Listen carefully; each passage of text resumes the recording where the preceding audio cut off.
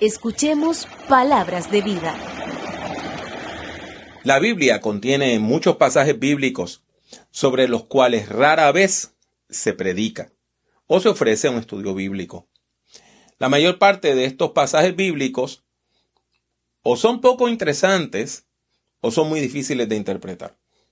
Por ejemplo, rara vez alguien predica sobre la genealogía, que nos dicen quién fue el padre y el abuelo de quién. Y también son raros los sermones sobre Ezequiel, Daniel y Apocalipsis, porque son libros que desafían aún los talentos de los mejores intérpretes. Sin embargo, hay otra serie de textos bíblicos que nosotros evitamos, aunque su significado es muy claro. ¿Y por qué los evitamos? Sencillamente porque son palabras duras, porque su mensaje es claro, pero es difícil de escuchar. Tanto la iglesia como sus ministros evitan estos pasajes porque queremos evitar los retos y los desafíos que presenta el Evangelio para el pueblo de Dios hoy. Bueno, pues precisamente hoy queremos hablar de uno de esos pasajes que todos conocemos, después que usted va a la iglesia y lee un poquito la Biblia, pero todos evitamos.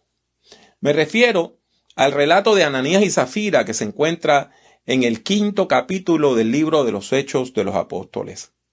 Les advierto que es un texto terrible, que describe una situación muy penosa y que debe servirnos de advertencia para recordarnos que con Dios no se juega. Para poder comprender el mensaje de esta historia, tenemos que leerla en su contexto. Primero, el libro de los Hechos de los Apóstoles es la continuación del Evangelio según San Lucas. Y uno de los temas principales del Evangelio de Lucas es precisamente la pobreza. Y son muchos los ejemplos de textos bíblicos donde Lucas habla sobre la pobreza. Por ejemplo, podemos recordar que Lucas presenta a Jesús como un niño nacido a una familia pobre, prácticamente indigente. Lucas nos cuenta que Jesús nace en un establo, porque no había para ellos lugar en el mesón del poblado de Belén.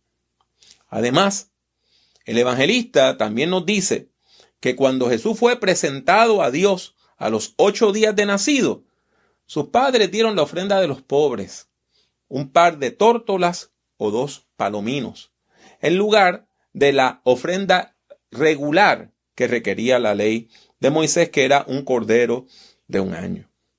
Pero la familia no tenía suficiente dinero para comprar el cordero, y por eso la ley le permitía ofrecer los 2 pajaritos. Este ejemplo demuestra que el tema de la pobreza es central, tanto en el relato de Lucas sobre la vida y el ministerio de Jesús, como en el resto de los escritos lucanos. Y esto explica también por qué el tema de la pobreza ocupa un lugar importante en el libro de los Hechos de los Apóstoles. Por ejemplo, Hechos 2:44 y 45 dicen: todos los que habían creído estaban juntos y tenían en común todas las cosas. Vendían sus propiedades y sus bienes y los repartían a todos según la necesidad de cada uno. Es precisamente con este texto que comienza el problema. ¿Acaso esto quiere decir que usted y yo también tenemos que vender nuestras propiedades y repartirlas a los pobres? Hay personas que dicen que sí. Sin embargo, hay otras personas que minimizan la importancia de este texto y dicen que eso fue un experimento que duró muy poco y que lo que hizo fue llevar a la iglesia de Jerusalén a la bancarrota. En ese sentido, la pregunta es cómo interpretar este texto, y hay algunas personas que sencillamente espiritualizan su mensaje. Ahora bien, el libro de los Hechos de los Apóstoles vuelve a la carga en el capítulo 4, del 32 al 35, y dice: la multitud de los que habían creído era de un corazón y un alma. Ninguno decía ser suyo propio nada de lo que poseía, sino que tenían todas las cosas en común. Y con gran poder los apóstoles daban testimonio de la resurrección del Señor Jesús.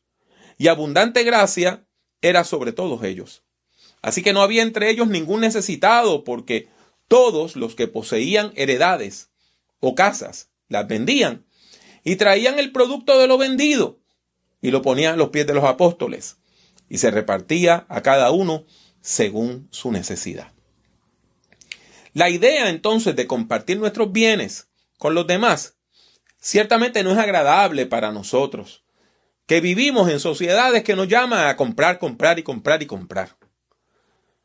Este no es un pasaje bíblico muy popular en un país como el nuestro, donde tenemos muchas propiedades, casas, electrodomésticos, autos, equipos de computación. Tenemos muchas cosas. Y por eso hay mucha gente que sencillamente menosprecia estos textos. A veces se le ha llamado hasta un comunismo primitivo, en son de burla. No obstante, Hechos da testimonio de lo que muchos de nosotros no queremos ver.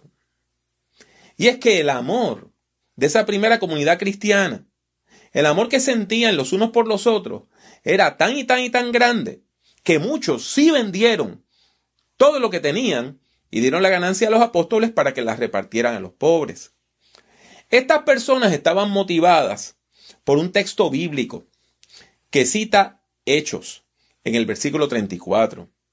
La frase, no había entre ellos ningún necesitado. Esa frase proviene de Deuteronomio 15:4. Ese pasaje bíblico se encuentra en una porción que habla del jubileo. ¿Y qué es eso del jubileo?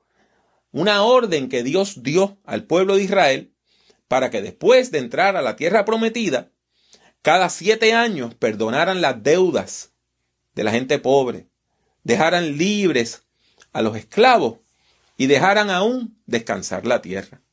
El texto dice, así no habrá mendigos entre los tuyos, pues Jehová te bendecirá con abundancia en la tierra que Jehová tu Dios te da por heredad, para que la tomes en posesión, si escuchas fielmente la voz de Jehová, tu Dios, para guardar y cumplir todos estos mandamientos que yo te ordeno hoy. En este sentido, podemos decir que muchas de las personas cristianas que vendían sus posesiones no solo estaban motivadas por el deseo de ayudar a los demás, sino también por el deseo de cumplir la profecía que Dios le dio al pueblo de Israel. Como la iglesia, ellos entendían que era el nuevo Israel. Ellos entendían que en el nuevo Israel tampoco debía haber gente necesitada. De todos modos, el texto dice lo que dice. Y después nos ofrece 2 ejemplos de cómo esta práctica funcionó en la iglesia primitiva. Un ejemplo es positivo y nos narra cómo un hombre llamado José vendió una propiedad y entregó la ganancia a los apóstoles.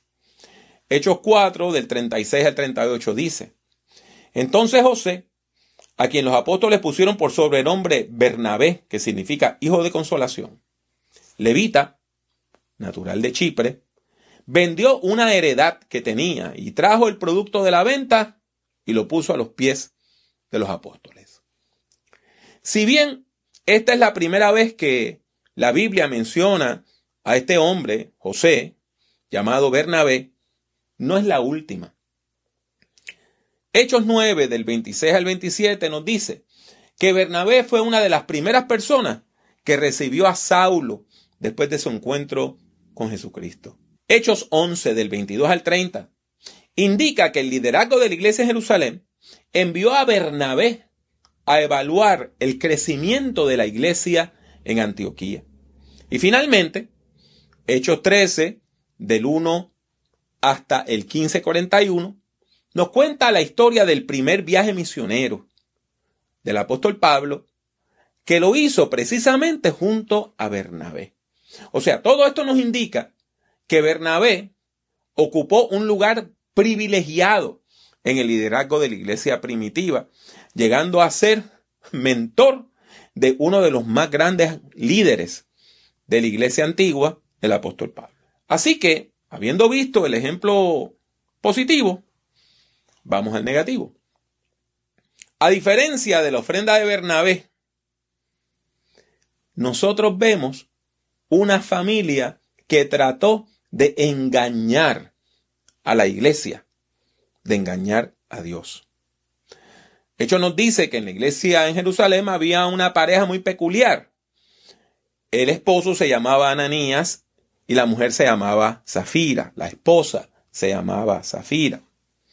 Esta pareja vendió una propiedad y decidieron darle parte del dinero de la venta de la propiedad a los apóstoles. Hasta aquí no hay pecado alguno.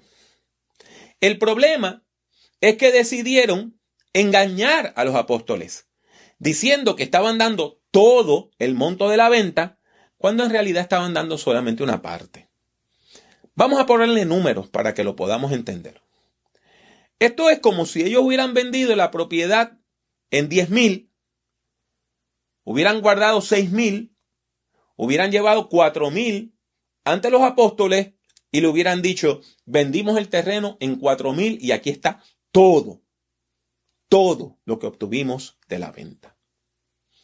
Ananías tuvo la desfachatez de llevar su ofrenda ante el apóstol Pedro para engañarlo.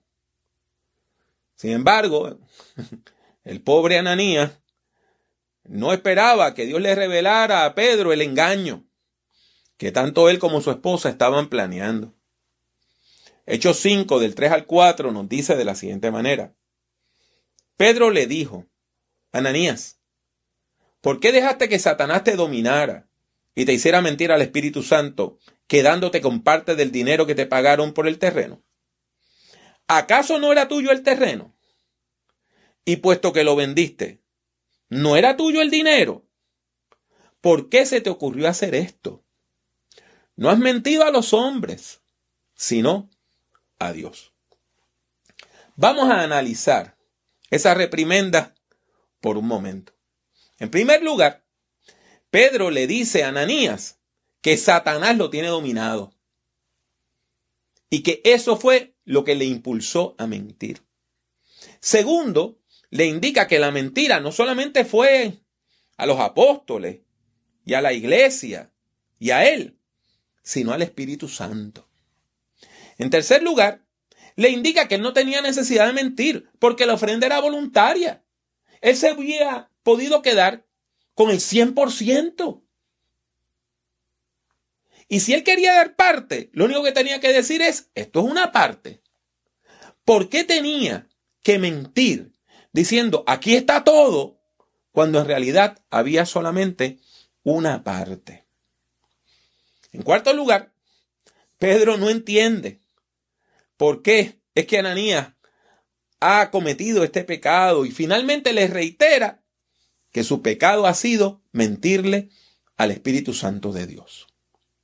Y aquí es que la historia toma un tono grave.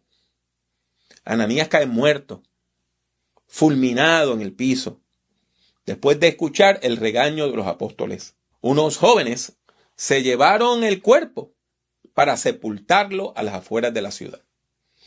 Y esto se debe a dos razones muy importantes. La primera es que en el judaísmo se consideran inmundos a los cadáveres. Un cadáver considerado inmundo. Y por eso los cementerios se encontraban a las afueras de la ciudad, no dentro de la ciudad. Pero también, como eran inmundos, no se podían quedar en la ciudad por mucho tiempo. Así que, por lo regular, tan pronto moría una persona, se sacaba el cuerpo de la ciudad y se llevaba a ser enterrado. Pasan 3 horas y Safira se presenta ante el apóstol Pedro. Evidentemente, en este momento ya no sabía que su esposo había muerto. Entonces Pedro le pregunta, ¿en cuánto fue que vendiste la propiedad? Y ella miente abiertamente, afirmando que la propiedad había sido vendida por la cantidad ofrendada. Ahora la mentira obliga a Pedro a reprenderla y le dice, ¿por qué se pusieron ustedes de acuerdo para poner a prueba al Espíritu Santo? Ahí vienen los que se llevaron a enterrar a tu esposo. Y ahora te van a llevar también a ti. El segundo regaño tiene un elemento nuevo y otro que ya conocemos. El nuevo es que hubo una conspiración entre Ananías y Zafira para engañar al liderazgo de la iglesia. Y el elemento conocido es que en realidad le han mentido al Espíritu Santo de Dios. Zafira también cae muerta, fulminada, de manera que los jóvenes que llegaban de sepultar a Ananías encuentran su cadáver tirado en el suelo y proceden a sepultarla junto con su marido. Y claro está, el texto termina hablando del terror que hubo en la iglesia. Todos los de la iglesia y todos los que supieron estas cosas se llenaron de miedo. Pues cualquiera puede comprender por qué la mayor parte de las personas que predicamos el evangelio evitamos hablar de esta historia. Es una historia extrema. Dos personas ofrendan una fuerte cantidad de dinero y Dios las castiga y caen muertas al suelo. De primera intención, parece una gran injusticia. Sin embargo, el problema de esta historia no es el dinero. Así que vamos a ponderar su mensaje. El propósito de esta historia es darnos varias enseñanzas que son importantes para la vida cristiana. Y en esta hora solamente vamos a resaltar 3 de esas enseñanzas. El origen del pecado, el rol del Espíritu Santo en la vida de la iglesia y cuán serio debe ser nuestro compromiso con Dios. En primer lugar, vamos a tratar de contestar la pregunta que hace el apóstol Pedro. ¿Cómo es posible que a una persona se le ocurra mentirle a Dios? La respuesta, o una pista para la respuesta, la encontramos en la epístola de Santiago, que dice: dichosa la persona que soporta la prueba con fortaleza, porque al salir aprobada recibirá como premio la vida, que es la corona que Dios ha prometido a los que lo aman. Cuando alguno se sienta tentado a hacer lo malo, no piense que es tentado por Dios, porque Dios ni siente la tentación de hacer lo malo, ni tienta a nadie para que lo haga. Al contrario, uno es tentado por sus propios malos deseos, que lo atraen y lo seducen. De estos malos deseos nace el pecado, y del pecado, cuando llega a su completo desarrollo, nace la muerte. En este pasaje bíblico, nosotros podemos ver que nosotros actuamos mal cuando no controlamos nuestros propios malos deseos. Se lo vuelvo a repetir. El origen de la mala conducta es que nosotros no controlamos nuestros propios malos deseos. También afirma que, como dijo el apóstol Pablo en Romanos 6:23, la paga del pecado es muerte. El pecado es muy mal patrono. Usted le puede dedicar la vida y el pecado lo mata. Y en este caso podemos afirmar que la maldad de Ananías y de Zafira comenzó con un mal deseo. Su pecado comenzó con un mal deseo. Vieron el gesto generoso de Bernabé y pensaron que con su ofrenda iban a poder comprar una posición de honor en la iglesia, que se iban a codear con los apóstoles, que iban a ser reconocidos como gente de profunda fe. Pero al mismo tiempo querían quedarse con la mayor parte del dinero. Y por eso es que llegaron a la mentira. Y lo triste es que aprendieron a la mala que no existen los baratillos espirituales, las promociones espirituales, los especiales espirituales, no existen. El crecimiento espiritual, el crecimiento en la fe, es un proceso largo, arduo, lento. No hay atajos. Las personas que llegan a ser líderes en la iglesia tienen que dar la vida por el evangelio. En segundo lugar, este pasaje bíblico tiene otra enseñanza que es difícil de asimilar. Y es que cuando nosotros le mentimos al liderazgo de la iglesia, le estamos mintiendo al Espíritu Santo de Dios. Usted se puede poner a pensar en las consecuencias que esto tiene. Si esto es así, cada vez que nosotros le mentimos al liderazgo de nuestra iglesia, entonces le estamos mintiendo a Dios. Cada vez que nosotros decimos no podemos, cuando en realidad no queremos. O estamos muy bien, cuando estamos en realidad muy mal. O yo lo apoyo, cuando estamos tratando de dividir la iglesia. Estamos fingiendo algo que no existe. Y nos creemos que nos salimos con la nuestra. Pero Dios no puede ser burlado. Y en tercer lugar, yo creo que esa es precisamente la enseñanza más importante del texto. Hay que tomar nuestro compromiso con Dios muy en serio, porque con Dios no se juega. No podemos mostrar una piedad que no tenemos. No podemos hacernos pasar por super espirituales cuando no tenemos una vida de fe. No se puede fingir una espiritualidad que en realidad no vivimos. Y no podemos confesar una fe que no sentimos. Una de las áreas donde la gente se siente tentada a jugar con Dios es precisamente la financiera. Hay gente que ofrenda de manera estratégica, de manera política, para lograr favores. Y hay gente que deja de ofrendar, pues para protestar. Pero si algo nos deja claro este texto, es, en primer lugar, su ofrenda voluntaria. Usted no tiene que ofrendar. Si usted quiere ofrendar, puede ofrendar. Pero esa ofrenda tiene que ser sincera, no un juego político para yo poder lograr ocupar esta posición o aquella posición. Si nosotros vamos a dar una ofrenda a Dios, entendamos que ya deja de ser nuestra. Ahora es de Dios. Y nosotros no tenemos derecho a jugar con el dinero de Dios. Mis buenos hermanos, mis buenas hermanas, jugar con Dios es sumamente peligroso. Y hay gente que piensan que pueden mentirle a Dios porque, aunque Dios sabe que le estamos mintiendo, como Dios es amor, pues nos va a perdonar. Y sí, Dios es amor, dice Primera de Juan 4:8. Y Hebreos 12:3 dice, porque nuestro Dios es fuego consumidor. Y también dice, en Hebreos 10:31, que horrenda cosa es caer en las manos del Dios vivo.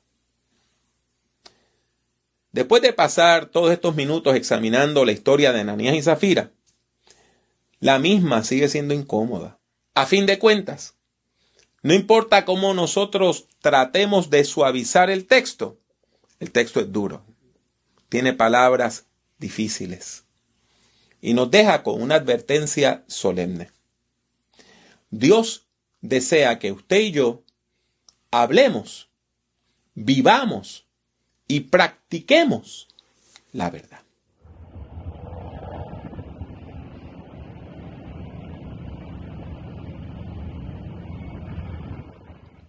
Respondamos ahora a la palabra del Señor con una palabra de oración. ¿Me acompañan? Venimos delante de ti, Señor, una vez más, pidiéndote perdón. Perdón por las veces que nos hemos tratado de pasar de listos contigo. Por las veces que hemos tratado de engañar a nuestros hermanos y hermanas. Por las veces, Señor Santo, cuando hemos dejado que la mentira coloree la verdad. Ayúdanos, Padre amante, a vivir en integridad. En el nombre de Jesús. Amén.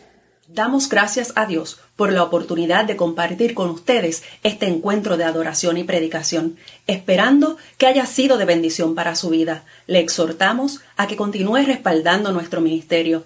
Le recordamos que todos los jueves a las 7:30 hora de Orlando tenemos nuestros momentos de oración en vivo por Facebook y YouTube. Únase en oración. Esperamos contar con su sintonía la próxima semana y nos despedimos deseando que Dios le bendiga de manera especial.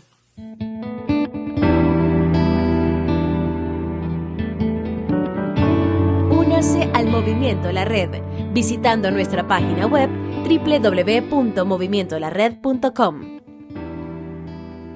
Busque el Movimiento La Red en Facebook y suscríbase a nuestra página oprimiendo el botón de like, me gusta. El Movimiento La Red es una comunidad de fe que se reúne a través de las redes sociales. La participación es libre y voluntaria. Está abierta tanto para ser su principal comunidad de fe como para enriquecer su vida espiritual. La Red es un movimiento cristiano que no está afiliado a denominación alguna.